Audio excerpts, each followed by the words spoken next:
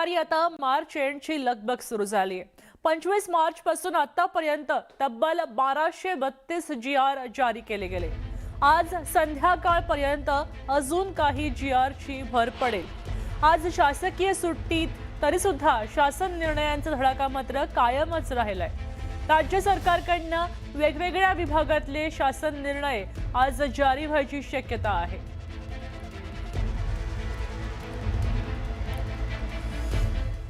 तर 1 एप्रिल पासून राष्ट्रीय महामार्गावर टोल पद्धतीमध्ये मोठा बदल होणार आहे। कॅश ऐवजी आता डिजिटल पेमेंटला अधिक प्राधान्य दिलं जाईल। टोल प्लाझांवर सूचना आणि वाहन चालकांना तयारी करण्याचंही आवाहन आहे।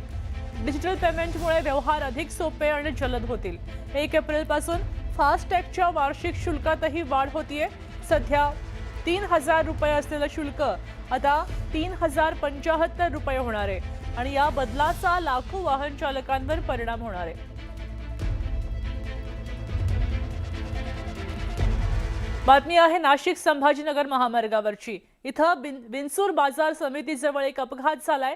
भरधाव जाणाऱ्या कंटेनरची समोरून येणाऱ्या कारला जोरदार धडक बसली आणि या अपघातात 4 जण जखमी झालेत, तर दोघांची प्रकृती अत्यंत गंभीर आहे।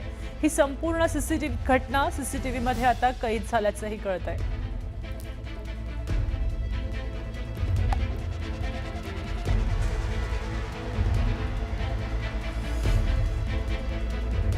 आपण पाहतोय या विंचूर जवळ ही घटना घडली आहे।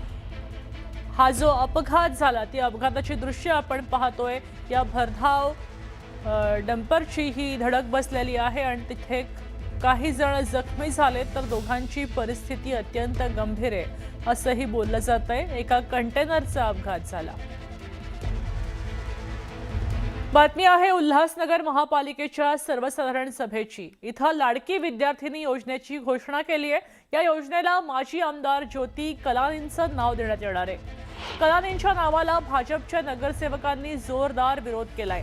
या योजनेमध्ये सावित्रीबाई फुले यांचं नाव द्यायची मागणी भाजपने केली आहे। ही योजना फक्त शहरापुरती मर्यादित आहे, त्यामुळे माजी आमदार ज्योती कलानी यांचं नाव दिल्याचं स्पष्टीकरण महापौर अश्विनी निकम यांनी दिलंय।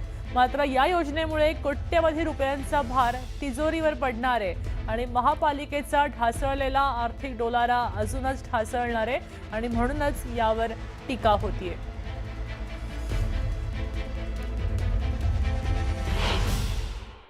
जो आज लड़कियां बच्चियां हमारी पढ़ रही हैं, उनको को जो मानधन मिलेगा 500 रुपये का हर महीने का, तो उस योजना में सावित्रीबाई फुले से ज़्यादा उचित कोई नाम हो नहीं सकता था। राजेंद्र चौधरी ने ज्योति कालानी जी का नाम सुझाया। इसके ऊपर काफ़ी विवाद हुआ। त्यांनी जो प्रस्ताव मांडला होता तो होता की त्या योजनेला नाव द्यायचं होतं सावित्रीबाई फुले यांचं, पण माझी स्वतःची इच्छा होती की याचं नाव आपण ज्योती कलानी नावाने देऊयात। ज्या सावित्रीबाई फुले होत्या त्या महाराष्ट्राच्या नाही तर पूर्ण देशाच्या एक आदर्श होत्या आणि ही एक जी योजना आहे ती एक फक्त शहर लेवलची आहे आणि या शहर लेवलच्या योजनेसाठी इतक्या मोठ्या व्यक्तीचं नाव देणं मला हे उचित वाटलं नाही।